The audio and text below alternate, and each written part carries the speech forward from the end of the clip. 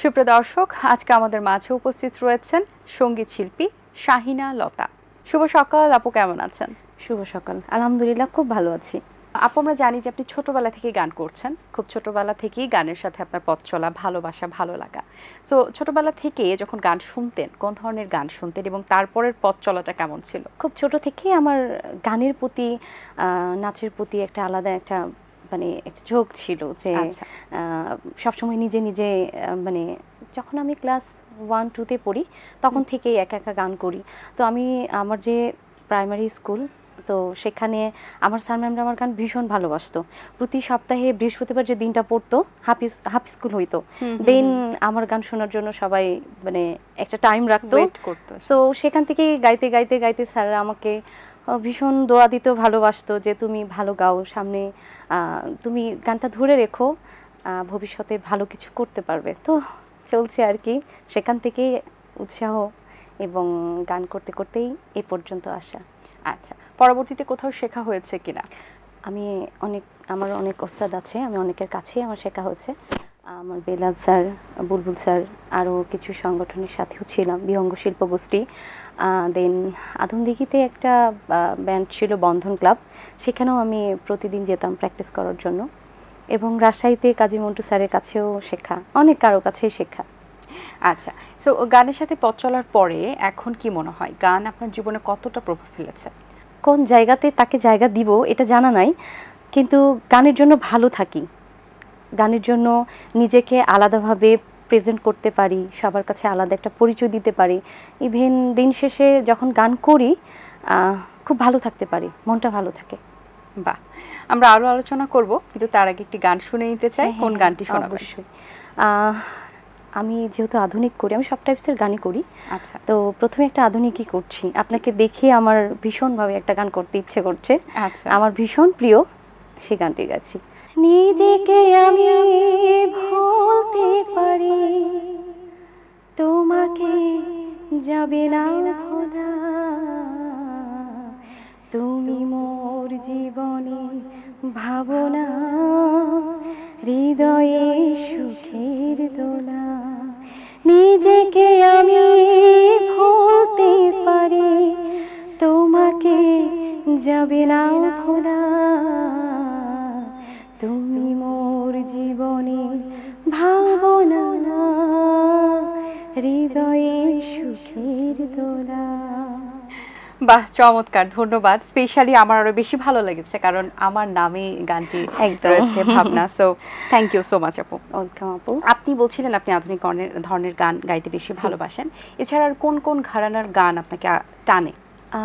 আমি আধুনিকে শুরু থেকে আধুনিকে গাই, বাট ফোকের প্রতি কেমন যেন একটা আলাদা টান, যেহেতু ফোকের সাথে একটা মাটির গন্ধ, এবং আমাদের গ্রামের যারা তারা ফোককে ভীষণ ভালোবাসে, আর আমার গাইতেও কেমন যেন ভীষণ ভালো লাগে ফোক। সো বিশেষ করে ফোকেও খুব ভালো মতো ইনভলভ হয়ে গেছি, এখন মোটামুটি আধুনিকের পাশাপাশি ফোকও গাই। আপনার মৌলিক গানের সংখ্যা কতগুলো এবং গানগুলো কি আসলে আধুনিক ধরনেরই বেশি? আমার সৌভাগ্য হয়েছিল চ্যানেল আই মিউজিক অ্যাওয়ার্ডে, আমি চ্যানেলের সেরা কণ্ঠ থেকে আসা 2017-তে ছিলাম। ইভেন দুবার আমি চ্যানেল আই মিউজিক অ্যাওয়ার্ডে পারফরমেন্স করেছি, 2018 এবং 19। তো সোলস ব্যান্ডের, জনপ্রিয় ব্যান্ড সোলস ব্যান্ডের মীর মাসুম ভাইয়ের কম্পোজিশনে আমার একটি মৌলিক গান করার সৌভাগ্য হয়েছিল। দেন রিসেন্ট রনক রায়হান ভাইয়ার 4টি গানের মধ্যে আমার 2টি রিলিজ হয়েছে, সামনে কাজ চলছে, প্রসেসিং চলছে, ইনশাল্লাহ আসবে সামনে। আচ্ছা, খুব ভালো যে 2টি গান রিলিজ হয়েছে, সেই গানগুলো সম্পর্কে একটু জেনে নিতে চাই যে কেমন ধরনের গান, শুটিং কোথায় করা হয়েছে? আমার রনক রায়হান ভাইয়ার যে 2টি গান করা হয়েছে, বেসিক্যালি ফোক, একটা ফোক আর একটা একটু রিদমিক টাইপসের গান আর কি। তো ফোকটা আফতাবনগরের ওদিকে আর কি ভিডিও শুট করা হয়েছে, গানটি আমার অলরেডি রিলিজ হয়ে গেছে। আচ্ছা, সেখান থেকে কি আমরা 2টো লাইন শুনতে পারি কিনা? ওকে, ঠিক আছে। ও বন্ধুরে তোর মনের দুয়ার দে না একটু খুলে, সাজামো তোর মনের বাসর আমি ফুলে ফুলে। ও বন্ধুরে তোর মনের দুয়ার দে না একটু খুলে, সাজামো তোর মনের বাসর আমি ফুলে ফুলে। বাহ, কথাগুলো বেশ চটুকদার কথা।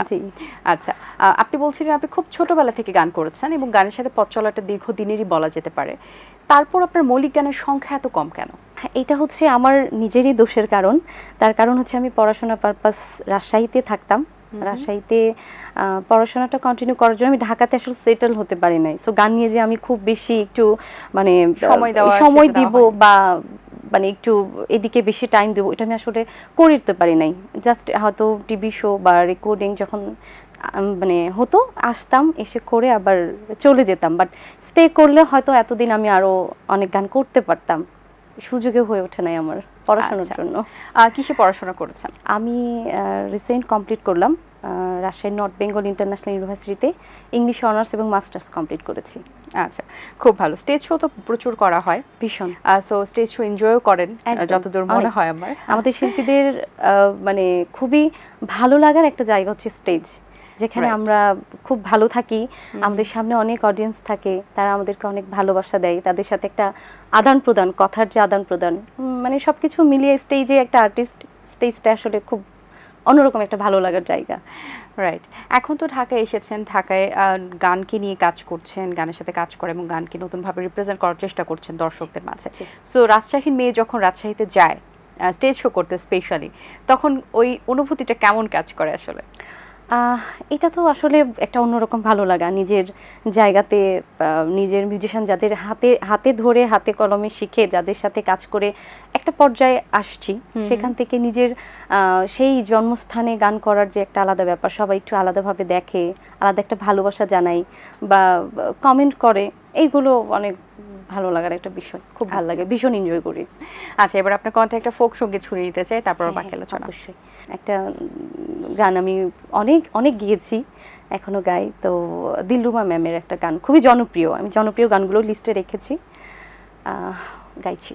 মনকে আমার যত চাই যে বোঝাইতে, মোহন আমার চাই রঙের খোড়া তোরাইতে, পাগল মন রে মন কেন এত কথা বলে, ও পাগল মোহন মন রে মন কেন এত কথা বলে, ৮০ তোলাই শের হইলে ৪০-এর মন, মনে মনে এক মন না হইলে মিলবে না ওজন, পাগল মন রে মন কেন এত কথা বলে।